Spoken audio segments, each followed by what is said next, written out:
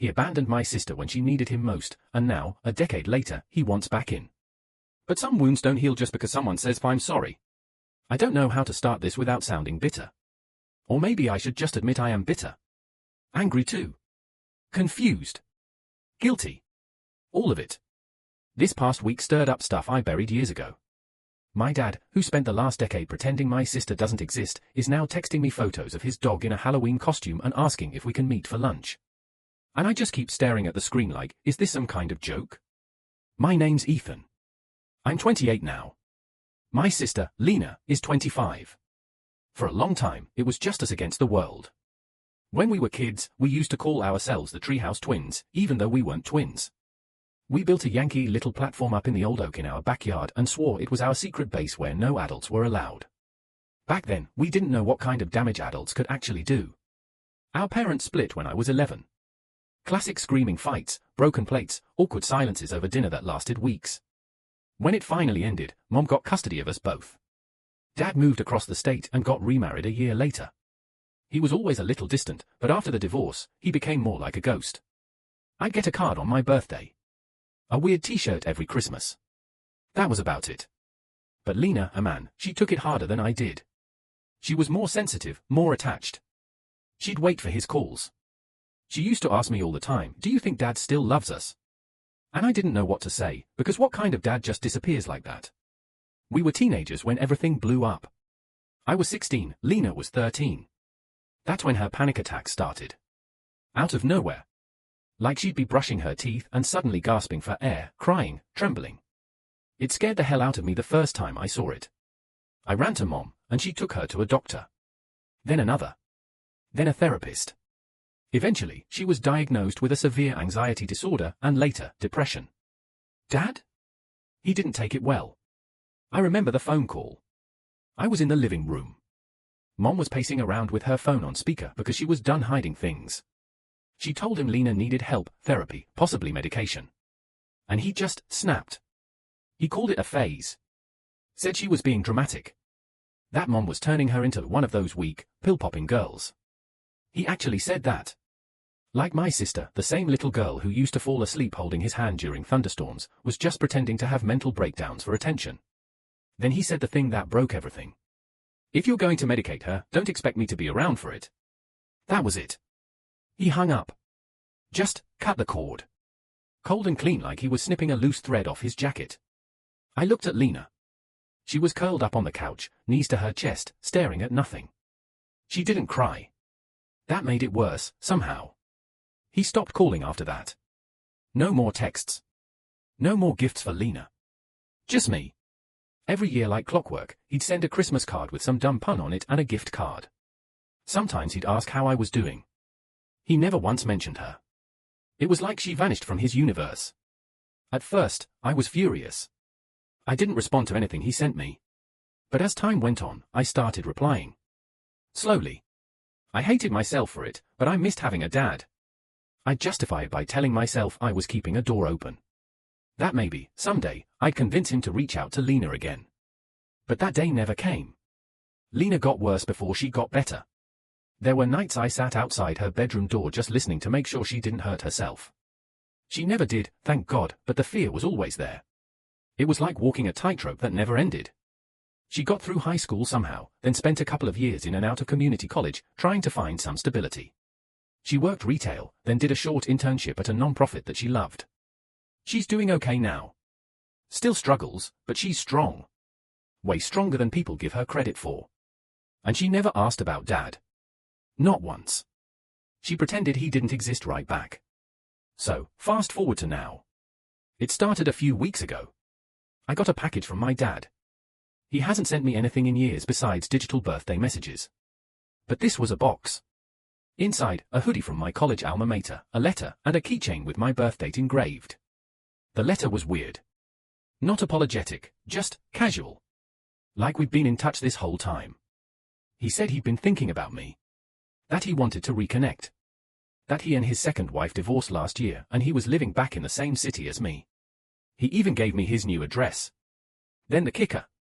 He said he wanted to see both of us. Me and Lena. Like, he really wrote that. I'd love to see you both if you're willing. Both. As if the last decade hadn't happened. As if he didn't slam the door in her face and pretend she didn't exist for years. I stared at that line for probably half an hour, rereading it like maybe it would change. I didn't tell Lena. Not yet. I didn't know how. What would I even say? Hey, guess who wants to suddenly act like a dad again after ghosting you for 10 years? I kept the letter in my desk drawer and tried to forget it. But the texts kept coming. Hey buddy, how's work going? Still got that Jeep you used to love? Any good shows you'd recommend? Always signed, Dad. Not your father or love, Dad. Just Dad. Like we were still there. Like nothing ever broke. Last night, I finally responded. Just one line. What exactly do you want? He replied within minutes. To talk. Maybe meet. I've made mistakes. I'd like to make things right. I stared at the screen. My heart was pounding. I still haven't told Lena. But I think I have to. Because now I'm wondering, what if she finds out I've been talking to him? That I got a letter. That I've kept it all from her. And if I'm being honest, I don't even know what I want anymore. All I know is the past doesn't stay buried forever. Especially when it's your own family digging it up. I ended up telling her on a Wednesday. It wasn't planned. I wasn't even sure I was going to. I just broke. We were sitting on the back porch of Mom's house, where Lena's been living again since her last apartment raised rent by $500 a month. She had a mug of tea between her hands, cradling it like it was the only thing keeping her warm. She always does that when she's nervous or deep in her thoughts. I'd just come by to drop off a toolbox she needed, but somehow I stayed. Sometimes I do that. Sit with her for hours and say almost nothing, just so she doesn't feel like the world's so damn heavy. She was talking about a podcast she'd been listening to, something about emotional labor in dysfunctional families. And I don't know what happened, but that guilt I'd been trying to ignore started clawing its way up my throat. Hey, I said, too loudly. She jumped a little. Jesus, Ethan, she laughed. You okay? I need to tell you something. Her smile dropped. What, she said. And I just told her. Word for word. From the package to the letter to the texts. I even pulled out my phone and let her read them herself. I didn't try to sugarcoat anything. I just sat there like a coward, bracing for her to scream, to cry, to walk inside and never want to see me again. But Lena didn't do any of those things.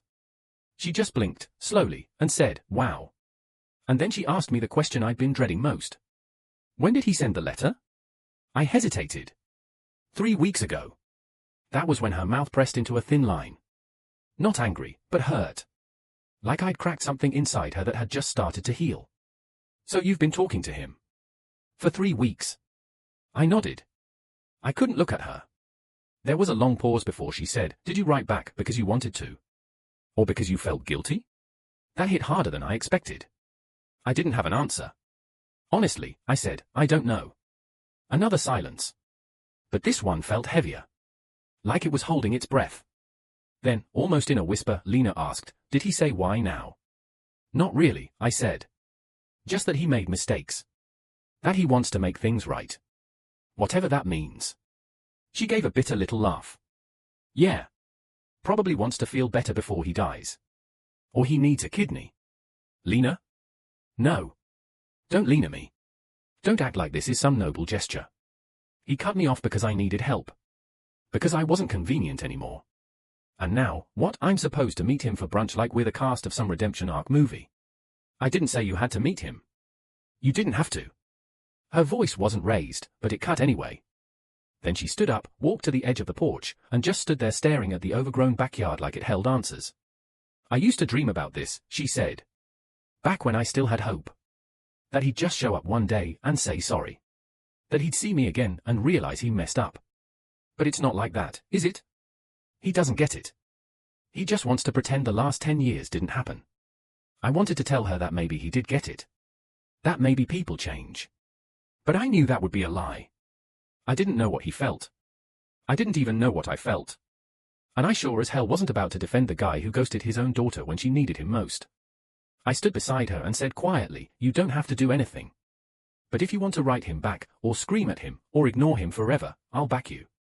No matter what. Lena didn't say anything. Just nodded slowly, her arms crossed tight against the cold. After that, she asked to see the letter. I didn't have it with me, but I promised to bring it the next day. She didn't hug me when I left. Didn't say goodbye. Just went inside and closed the door. The next day, I drove over and handed her the letter. She read it in front of me. Twice. Then folded it neatly and placed it in a drawer like it was some old report card she didn't know what to do with. Does he know where I live? She asked. No. He just sent everything to me. Good. We didn't talk about it again for 3 days. And then one night she texted me something that broke me more than anything else. I keep thinking about how he looked at me the last time we saw him. Like I was a burden. Like he was embarrassed of me. I didn't know what to say. I typed out, he was wrong. Deleted it. Typed, you're not a burden. Deleted that too. Finally I just replied, I love you. Always. She sent a heart emoji. We left it there. About a week later, Dad asked again if we could meet. I told him maybe. He said he'd be at this small diner near the edge of town on Saturday, just in case. I didn't tell Lena. But I went. The diner was nearly empty when I walked in. One of those old school places with faded red booths and a jukebox that hadn't worked since 2006. I half expected the bell over the door to make some cinematic jingle, but it just gave a tired rattle, like it was sick of playing witness to awkward conversations. He was already there. Corner booth. Black coffee in front of him, untouched. He saw me before I saw him. Gave me this weird half smile, like we were old co-workers running into each other at a grocery store. I froze for a second. It's wild how someone can feel so familiar and so foreign at the same time. Same eyes, same slight slouch, same nervous tap of his index finger against the table. But older. Grayer. Like time had been chipping away at him while he stayed frozen in my memory. He stood up when I reached the booth, like we were doing something formal. Like a job interview or a sales pitch. I didn't offer a handshake, and neither did he. Ethan, he said. You look good. I didn't know how to respond, so I slid into the booth without saying anything. He sat down across from me, cleared his throat, and added, thanks for coming. I shrugged. You said you wanted to talk. He nodded. Looked down at his coffee like it might whisper the right words to him. I know it's been a long time, he started. Too long. No kidding. I didn't say that out loud. Just let him keep going. I've been thinking a lot lately. About choices I made. Things I said. People I hurt. He paused like that sentence cost him something. Then he looked at me. Really looked. I messed up, Ethan. With you. With your sister. Especially with her. I let that sit there for a minute. You think? I said, probably a little too harsh. He winced, but nodded. I deserve that. The waitress came by and I ordered a coffee just to have something to do with my hands. He didn't speak again until she walked away. I thought I was doing the right thing, he said. Back then. When your mom told me Lena needed meds, I panicked. I grew up in a house where we didn't talk about that stuff. Mental illness was weakness. Pills were for addicts. It's not right, but that's what I was taught. And I didn't know how to deal with it. So you bailed? He didn't argue. Yeah, he said quietly. I did. I stared at him for a long time. Tried to find some sign that he was lying. Some excuse brewing behind his eyes. But all I saw was shame. Tired, sunken in shame that looked like it had been dragging him down for years. Why now? I finally asked. He sighed. My second marriage ended last year. No kids. Just silence and distance. And when it was over, I realized I didn't have anyone left. I spent all this time trying to outrun guilt, and all it did was leave me alone. I thought about reaching out so many times, but I figured it was too late. It probably is, I said flatly. He didn't respond right away. Just nodded, like he was expecting that. I don't deserve forgiveness, he said. But I wanted to say sorry. To both of you. Even if neither of you wants to hear it. I leaned back in the booth and crossed my arms. You know she doesn't talk about you, right? Not ever. You're not just a sore subject. You're erased. You were her favorite person in the world and you made her feel like garbage for being sick. I know, he whispered. God, I know. I see it every time I close my eyes. And now you want what? A reunion dinner? A redemption arc? That's not how this works. I don't expect that, he said. I just want a chance. Even a little one. I took a sip of my coffee. It was bitter and stale, and somehow that felt appropriate. You never even asked how she was doing, I said. I'm afraid to, he admitted. What if she's still hurting because of me? What if I broke something I can't fix? You did. And you can't. He blinked a few times. Then looked out the window like he couldn't stand to meet my eyes anymore. I'm trying to change, he said. I've been going to therapy. I've been trying to understand the damage I did. Not just brush it under the rug like my dad did. The irony didn't escape me, how we all end up becoming versions of our parents unless we fight it every single day. We sat there in silence for a while. The waitress refilled our coffee, and we didn't touch it. I'm not saying I forgive you, I said eventually. Because I don't. Not yet. Maybe not ever. He nodded. That's fair. But if I tell Lena about this, and I'm not saying I will, but if I do, it's her choice. Not yours. Not mine. Hers. You don't get to write the ending to this. He exhaled slowly. I understand. I stood up. I'll think about it, I said. He looked up at me, hopeful but cautious. That's more than I expected. Don't expect anything, I told him. That's the only reason I came. Then I walked out, heart thudding in my chest like I'd just run a marathon. I sat in my car for a good 10 minutes before I even turned the key. And the whole time, I kept thinking about Lena. About her face if she ever saw his again. About whether I'd made a mistake even showing up. When I got home, I found a text from her waiting. You okay? I stared at the screen. Then replied. Just saw him. The typing dots appeared right away. Then stopped. Then appeared again. Finally, she replied. Are you okay? I didn't know what to say. So I just typed. No. But I will be. Then I added. Can I come over? Yeah. Bring wine. Lena met me at the door in pajamas and a hoodie, no makeup, hair tied up, already halfway through a bag of pretzel chips. She looked at me like she was trying to read the damage before I even said a word. Did he cry? She asked as I walked in. Not really. Did you? No. Damn. That would have been a twist. I handed her the wine. She took it straight to the kitchen without another word. I followed, shrugging off my jacket and tossing it over the back of a chair. The house was warm, soft lighting, lavender candle flickering on the counter. Comfortable. Familiar. The opposite of the cold diner where I'd stared at a man I once thought of as invincible.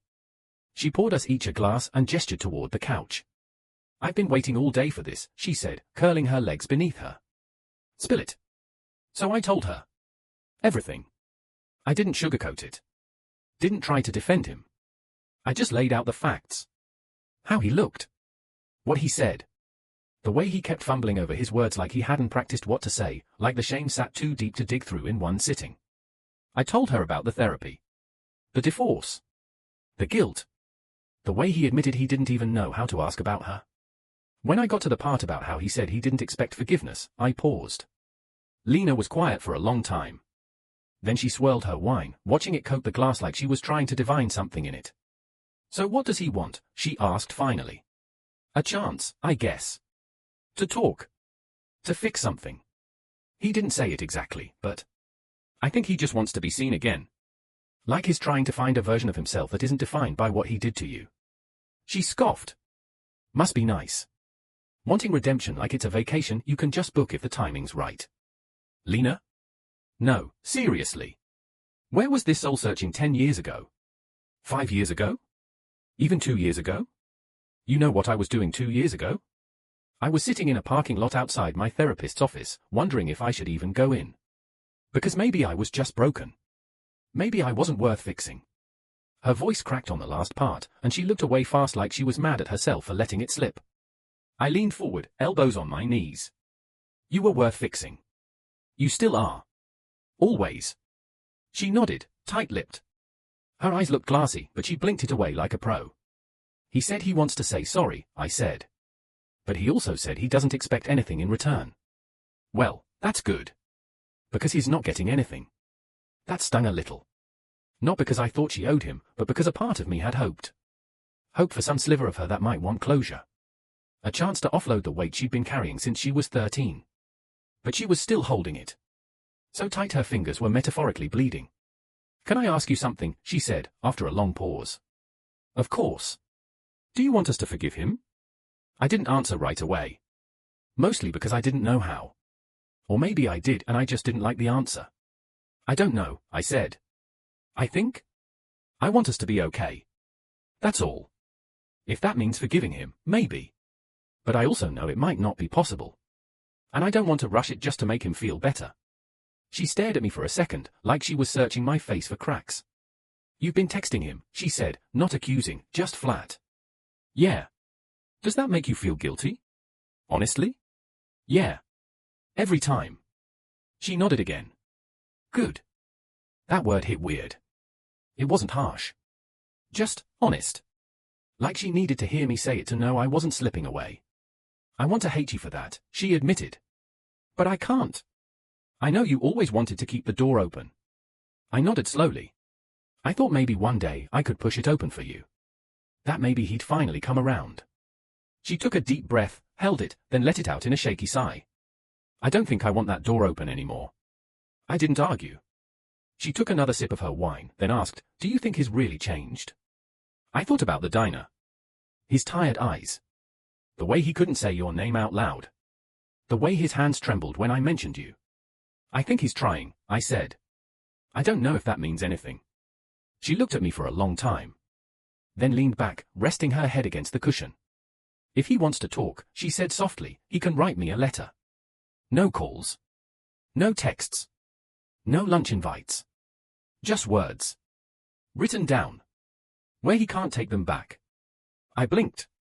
You'd read it? I don't know, she said. But I want to know what he thinks he has to say. That was more than I expected. More than he deserved, maybe. But it was something. I nodded. Okay. I'll tell him. Don't promise I'll respond. I won't. We sat in silence for a bit. Then she stood up, collected our glasses, and headed for the kitchen. As she walked away, I heard her mutter, if he sends me a letter full of Bible verses or everything happens for a reason crap, I'm lighting it on fire. I laughed. Fair. She peeked back at me, eyes narrowed. I'm serious. No Hallmark nonsense. I held up my hands. Got it. She turned the faucet on, rinsing out the wine glasses. And in that small, quiet moment, I realized something. Maybe forgiveness wasn't the point. Maybe just being heard, being seen, was enough. Even if it came a decade too late. The letter came 3 days later. Postmarked from a suburb just outside the city. No return address on the envelope, but we both knew who it was from. Lena texted me a photo of it, still sealed, sitting on her kitchen table next to a half-eaten bowl of cereal. Guess who finally learned how to buy a stamp? Want me to come over? Not yet. That was it. Just not yet. She didn't open it that day. Or the next. I didn't push. I just checked in once or twice, casual. No pressure. She finally texted me on Sunday. I read it. No context. No punctuation. Just those 3 words, like a drop of ink in a glass of water, spreading slowly. How was it? I waited 10 minutes. Then 20. No reply. Then she called. That alone was enough to put a pit in my stomach. Lena hates phone calls. Has for years. Even when we were teenagers, she'd send full paragraphs over text before ever dialing someone. Hey, I said when I answered. He started the letter with my sweet girl, she said. Her voice was flat. Distant. That's what he used to call me when I was little. I didn't know what to say. He talked about our treehouse, she continued. Said he still remembers the time I made him climb up there to drink imaginary tea with us. I smiled faintly. You made him wear that stupid plastic crown, remember? Yeah, she said. Said he felt like a king for a day. Silence stretched out between us. Then she said, it's a good letter. That's the worst part. It's thoughtful. Honest. He didn't make excuses. He didn't try to explain away what he did. Just said he was wrong. That he was scared, and instead of growing up, he ran. She paused, then added, he wrote that he misses us every day. That he knows he has no right to ask for anything, but if I ever want to yell at him, scream at him, or just sit across from him in silence, he's ready. I let that hang in the air. Let her breathe in it. Are you okay? I asked. I don't know, she said. I thought I'd feel angry. Or disgusted. Or smug. But I don't feel anything. Just tired. You don't have to do anything, I reminded her. Reading the letter was already more than anyone could have expected. I know. A beat of quiet. Then she said something that caught me off guard. Can I come over? I blinked. Yeah, of course. Like now? Yeah. I'll order pizza. She hung up without saying goodbye. Just like always. An hour later, she was curled up on my couch with a blanket over her legs and a slice of pepperoni in her hand. She didn't say much at first. We watched reruns of Brooklyn Nine-Nine, half laughing at jokes we'd heard a dozen times. There was something weirdly comforting about the familiarity of it. After the second episode, she finally spoke. I always wanted to know why, you know? Why I wasn't enough. Why my panic attacks made me unlovable. Why needing help made me disposable. I looked over, but she didn't meet my eyes. He wrote that it wasn't about me. That it was about him. His own fear. His pride. His ignorance. He said it had nothing to do with me. But it felt like it was about me. Yeah, I said quietly. Because he made it about you. She nodded. I spent years thinking I had to earn love. That being low maintenance made me worthy. That if I didn't ask for anything, people would stick around. She swallowed hard. That mindset nearly killed me. My chest tightened. I remembered the worst days. The ER trip when she'd fainted from not eating. The time I found a goodbye letter in her drafts. The nights I sat outside her door, listening to make sure she was still breathing. You don't have to earn anything from me, I said. You never did. She smiled weakly. I know. You're the reason I didn't fall apart. We sat in silence again. Then she pulled the letter from her pocket, folded into a neat little square, and handed it to me. You want to read it? I hesitated. Are you sure? Yeah. I want you to see it. I don't trust my own head right now. So I read it. All 3 pages. It was better than I expected.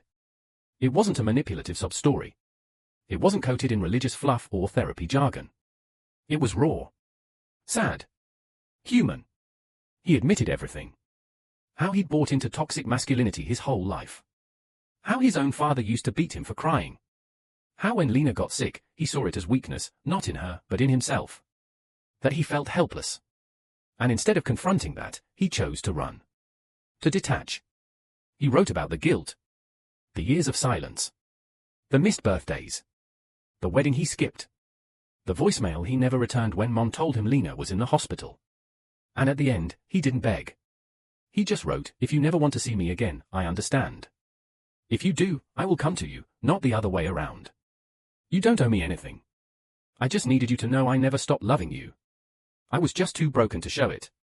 I folded the letter and handed it back. Lena was staring straight ahead, fingers clenched tightly around her mug. He meant it, I said. Yeah, she whispered. I think he did. Do you want to see him? She shook her head. Not yet. Maybe not ever.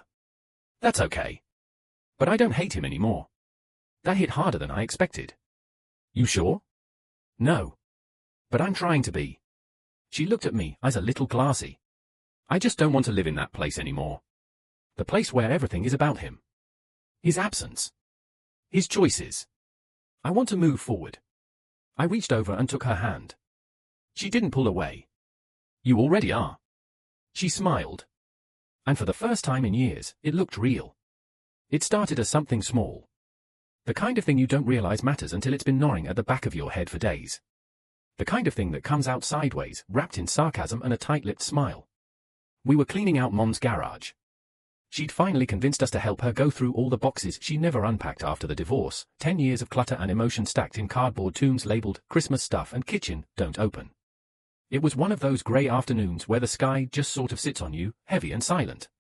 We were working quietly, side by side, each lost in our own thoughts. And then Lena picked up an old plastic bin full of school awards and childhood drawings. I recognized the yellow folder instantly, my 6th grade science fair project on volcanoes. First place. It even had the stupid gold sticker still on the front. Oh look, Lena said. Dad's favorite. I glanced over. Her voice was light, but her eyes weren't. Come on, I said. Don't do that. She held up the folder. He came to this fair. Remember that? Drove 3 hours just to see your baking soda volcano. Made Mom take a picture of him holding the ribbon next to you. I sighed. Lena. I had a project that year too. You know what mine was? I didn't answer. Mostly because I didn't remember. She did. A diorama of the solar system. I hand-painted every planet. Even made little Saturn rings out of pipe cleaners. He walked right past it. Didn't say a word. I swallowed hard. I didn't ask him to ignore you. She snapped the folder closed and dropped it into the donation pile like it burned her fingers. No, you didn't. You just got used to it. That stopped me cold. I was a kid, I said. I didn't know how to fix what he did. You didn't have to fix it, she said. You just had to see it. I stared at her, stunned. Are you saying I let it happen? She didn't answer. But she didn't deny it either. We didn't speak for 2 days after that. Which doesn't sound like much until you remember how often we talked. Daily texts. Memes. Calls when one of us was having a bad day. It was our thing. Our rhythm. And when that disappeared, it felt like I'd lost something I didn't even know I could still lose. On the 3rd day, she texted. Coffee? We met at our usual place. The same corner booth, same awkwardly small table, same burnt espresso smell in the air. I sat down first. She followed, arms folded tight, fingers picking at her sleeve. I shouldn't have said what I said in the garage, she began. But I wasn't lying. I looked at her. So you do think I just stood by and watched him treat you like crap? No, she said. I think you were a kid doing your best. But I also think you like being the golden one. And maybe a small part of you didn't want to rock the boat. That hurt. Worse, because it wasn't totally wrong. I was terrified, I said. Of losing whatever tiny piece of him I had. Every year it felt like he was slipping further away. So when he still remembered my birthday, or sent me a check, or asked about my grades, it felt like oxygen. Like I had to hold on to it or I'd drown. She nodded slowly. I get that. I really do. But I never stopped loving you, I said. Even when he pretended you didn't exist. Especially then. I know. She looked away, out the window. Rain tapped softly against the glass. I was jealous, she said. Still am, sometimes. Not of the gifts or the attention. But of how easy it was for you to believe people could come back. That they would come back. You don't think he's changed? I think people can change. I also think they lie to themselves about it every day. Fair enough. I took a sip of my coffee, then asked, so where does that leave us? She looked back at me, eyes soft now. Tired. But clearer than before. It leaves us here, she said. Still figuring it out. I exhaled, finally able to breathe again. I don't want to lose you, I said. You won't. You sure? She smiled. You annoy the hell out of me, but you're still my favorite person. I laughed. Same. She reached across the table and tapped my hand. Next time I get angry, just let me say it. Don't try to fix it. I nodded. Deal. Later that night, I got another text from Dad. I've written another letter. For you this time. If you're willing. And for the first time, I didn't feel panic or guilt. Just curiosity. I didn't open the letter right away. He texted me that it was coming on Monday. It arrived Thursday. Just a plain envelope with my name on the front in handwriting that used to scrawl across every birthday card from my childhood. When I saw it in my mailbox, I held it in my hands like it was something radioactive. Part of me didn't want to open it at all. The other part? The part that had been 13 and angry, 17 and numb, 24 and tired, it needed to know. Needed something. I waited until after dinner. Made a cup of tea I didn't drink.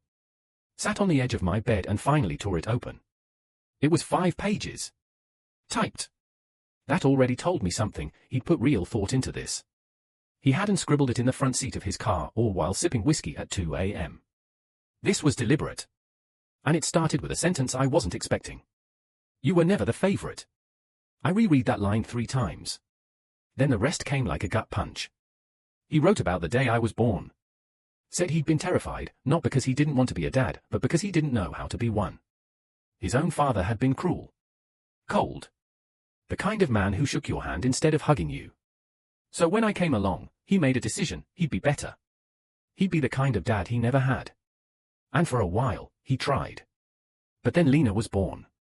And something shifted. He wrote, she was smaller, quieter, needed more. And I resented her for it. Not because she did anything wrong, but because her existence made me feel like I was failing again. You were easier. You didn't cry as much. You didn't cling. So I clung to you instead. That line wrecked me.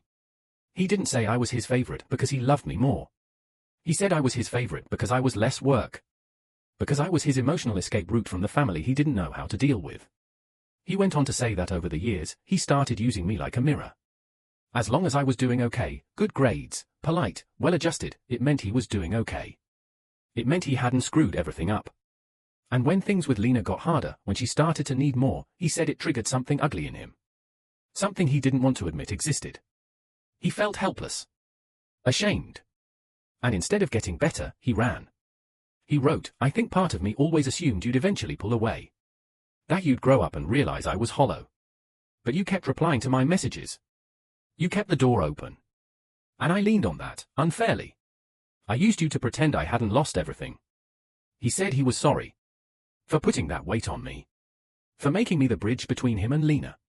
For pretending like nothing was broken when everything was. I sat there for a long time after reading it. The letter crumpled in my hand, my tea cold, my chest heavy in a way I hadn't felt in years. I don't know why that sentence, you were never the favorite, hit me so hard. Maybe because for years, I'd carried the guilt of being chosen. Of being the one who still got texts. Cards. Guilt-wrapped birthday gifts. I thought it meant he loved me more.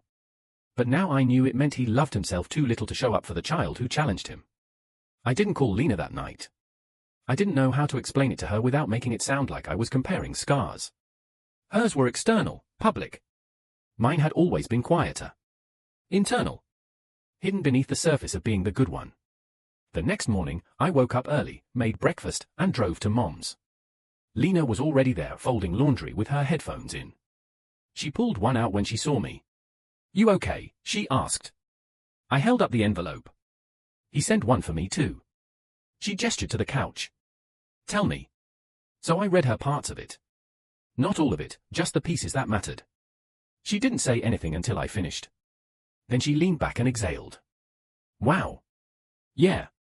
I always thought you had it easier. I thought so too. We sat there in silence. Then she said, that must have been a lot to carry. It was. I just didn't know it until last night. She nodded, slowly. I'm glad you told me. I looked over. Are you mad? No, she said. Sad, maybe. That we both had a version of him that hurt in different ways. I blinked back something tight in my throat. Yeah. She stood up and hugged me. Out of nowhere. Tight and long. You're not a bridge, Ethan, she whispered. You're not responsible for fixing what he broke. I hugged her back. Neither are you. Later that night, I texted Dad. I got the letter. I read it. He replied within minutes. I don't expect a response. Just thank you for reading it. I stared at that message for a long time. Then finally typed. It hurt. But I think I needed to hear it. He didn't reply. And that, somehow, felt okay. It came in the form of a voicemail. He never used to call. Texts only. Sometimes emails. But this time, it was his voice, rough, cautious, and somehow too soft for a man who'd once yelled at my mom through a closed door because she'd taken Lena to therapy.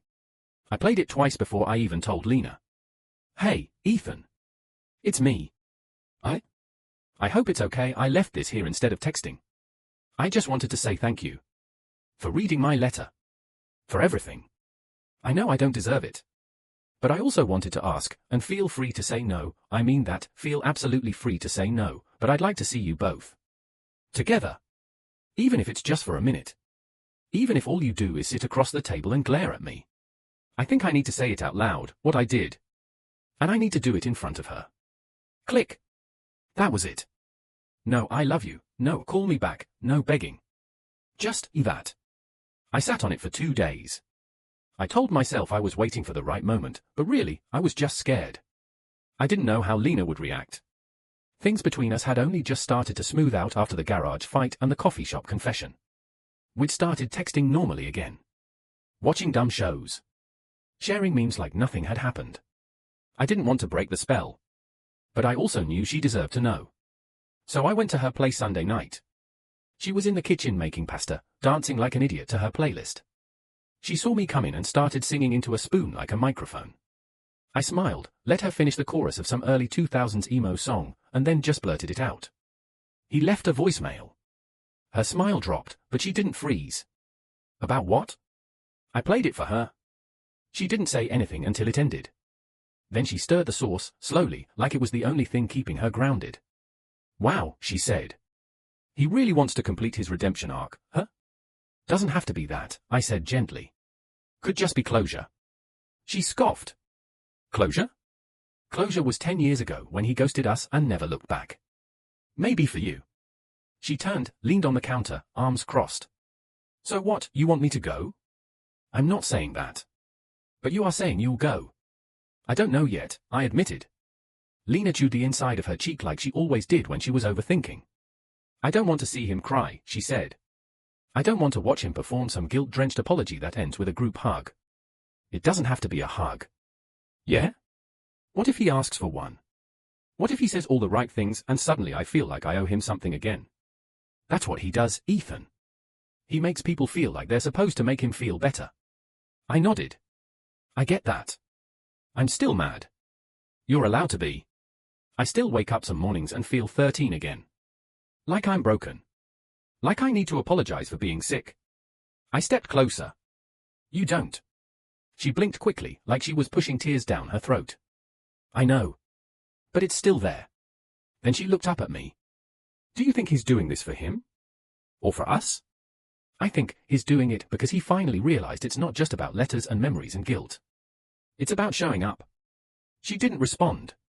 So I added, if you go, you don't have to forgive him. You don't have to say anything. You can walk in, sit for 5 minutes, then leave. But it'll be on your terms this time. Not his. Not mine. Yours. She stared at me for a long time. Then turned back to the stove. Let me think about it. She texted me 3 days later. Let's do it. I want to hear what he sounds like when he says it to my face. We set it for the following Saturday. Neutral ground. A quiet park with a covered picnic area. Public enough that no one could raise their voice. Private enough that no one else would care. I drove us both. The silence in the car was different this time. Not angry. Not sad. Just heavy. Anticipatory. Like we were about to meet the ghost of our childhood. Lena wore all black. Not in a dramatic way, just jeans and a hoodie, but I couldn't help but smile. You dress like you're going to a funeral. She shrugged. I mean, kinda. When we pulled up, he was already there. Sitting on the bench under the pavilion. A coffee in one hand. A folder in the other. He stood when he saw us. Straightened his jacket. Smoothed his hair like it mattered. I felt Lena tense beside me. You okay? I asked. No, she said. Let's do it anyway. We walked up together. No smiles. No greetings. Just 2 adult children meeting the man who left them behind. Hi, he said. His voice cracked on the word. Neither of us said anything. He motioned to the bench. Can we sit? Lena beat me to it.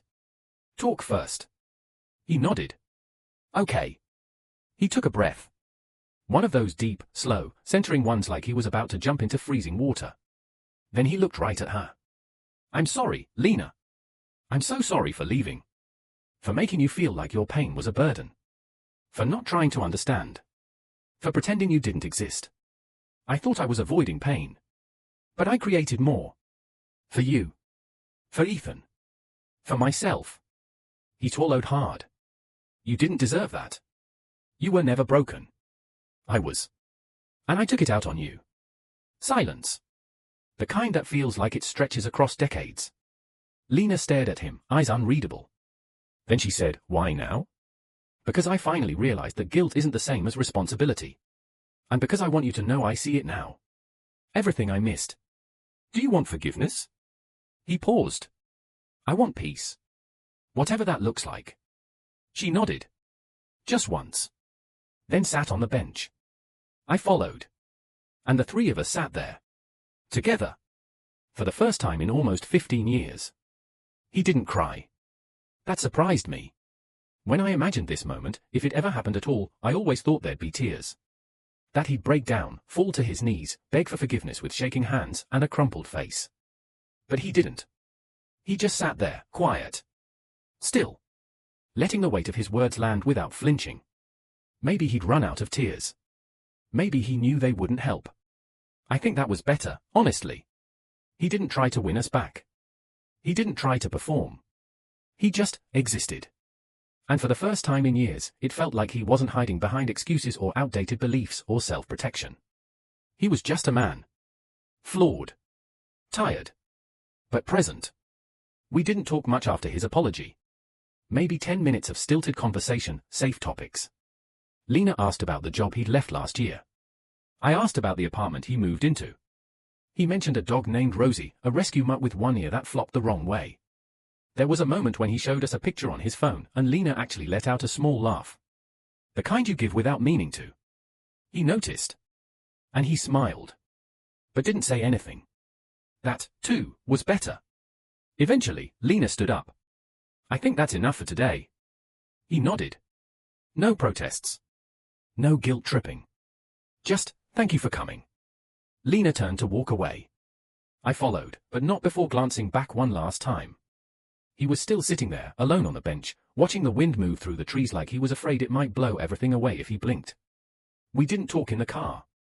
Not until we were a few blocks from her place, and she suddenly asked, "Did you notice how he didn't ask for anything?" I looked over. What do you mean? No promises. No second chances. No family dinners. He just let it be. Yeah, I said. I think he knew better. She nodded slowly. Good. When I pulled into her driveway, she unbuckled but didn't get out. Then she looked at me. I didn't forgive him, she said. But I'm not carrying the same hate anymore. I nodded. You don't have to call it forgiveness. It's not, she said. It's letting go of the rope. The one I've been using to hold the weight of everything he left behind. That image hit me hard. I'd been holding my own rope too, hadn't I? But maybe for different reasons. Do you think you'll see him again? I asked. I don't know, she said. But I think if I did, it wouldn't break me. She opened the door, but paused before getting out. I'm proud of you, you know, she said. For going first. For telling me the truth. For not letting me hate him alone. I never hated him alone, I said. I just hated myself for not hating him enough. She smiled. Then said, well, we're a mess. But we're a functional mess now. I laughed. Speak for yourself. I'm an emotionally optimized grown man. Sure you are. Tell that to your therapy journal. She closed the door and disappeared inside, but that last line stuck with me all night. A week passed. No calls. No messages from him. No invitations. Just silence. A respectful one. Then, on Friday morning, I found a card in my mailbox. No envelope. Just my name written in black ink. Inside was a short note. Thank you. For giving me the chance to say it. I won't bother you or Lena again unless invited. I meant what I said. I see you both. Always. It was signed simply, Dad. No long explanation. No phone number. Just that. I showed it to Lena the next day. She read it, handed it back, and said, okay. Okay? I'm not throwing it out, she said. So that's progress. That same weekend, Mom called. She was surprised we'd met with him. Not angry, just cautious. I know people change, she said. But I also know patterns. Just be careful. We are, I said. We're taking it slow. Good, she replied. Then added, for what it's worth, I think he really did love you both. He just didn't know how to do it properly. I didn't say anything to that. Because love isn't enough. Not by itself. Not when it's twisted up in fear and pride and silence. But still, it matters. Maybe not everything, but something. The next shift came from Lena. It was a Sunday afternoon. We were sitting on my porch, drinking coffee and watching a dog across the street try to dig through gravel like it had secrets buried under it. She said, he asked if he could send Rosie over for me to meet. I nearly dropped my cup. What did you say? I said sure. Just the dog, though. Not him. Seriously? Yeah, she said. I figure I'm less likely to punch a Labrador in the face. I laughed. That's very mature of you. She looked at me. I don't know what I'm doing, Ethan. One day I think I'll cut him off again.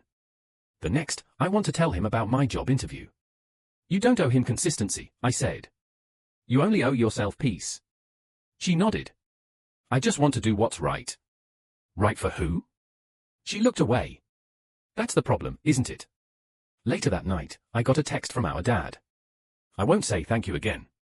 But I hope you know I mean it. Rose is very excited to make a new friend. And I realized something in that moment. We weren't healing for him. We were healing in spite of him. Not because he came back. But because we finally stopped holding on to the version of him we needed to survive. We stopped waiting for the story to be rewritten. And started writing our own. It's been 6 months. I kept waiting for some big moment that would signal everything had healed. A grand family dinner. A group photo. Maybe a handwritten note saying, we made it. But there was no crescendo. No dramatic reconciliation. Just moments. Small, human ones. Lena got the job. She works at a mental health non-profit now, helping teens navigate the same stuff she once faced alone. She's good at it. I can tell by the way her eyes light up when she talks about the kids who come back week after week, slowly starting to trust the world again. She says it's exhausting. Says sometimes she sees pieces of herself in those kids and has to take a breath before she walks into the room. But she never avoids it. She's stronger than she knows. Our father sends postcards now. Not often, maybe once a month. Always short. Always honest. A dog park Lena should visit. A photo of Rosie in a birthday hat. A line from a book he thinks we'd like. He never pushes. Never asks for a visit. Lena doesn't always reply. But sometimes she does. She sent him a photo of her office on her first day.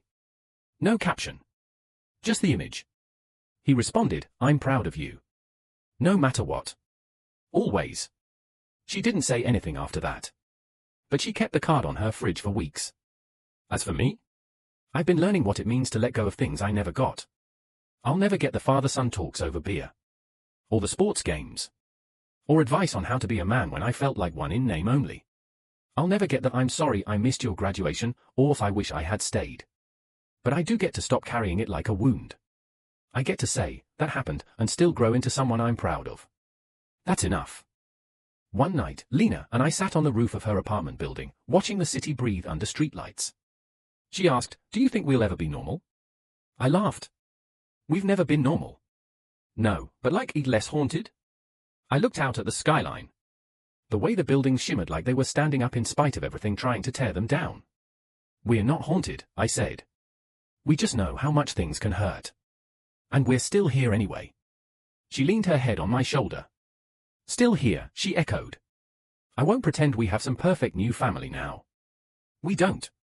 Sometimes I still get mad when I see my dad's name pop up on my phone. Sometimes Lena deletes his messages before reading them. Sometimes we both wonder if letting him back in, even a little, was a mistake. But other times, we remember the weight we're not carrying anymore.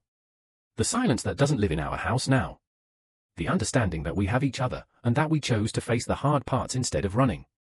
That means something. Maybe everything. Last week, Lena mailed him a letter. Her handwriting. 1 page. I don't know what it said. She didn't tell me. But when I asked her how she felt after sending it, she just smiled and said, lighter. And that was enough. Final thoughts?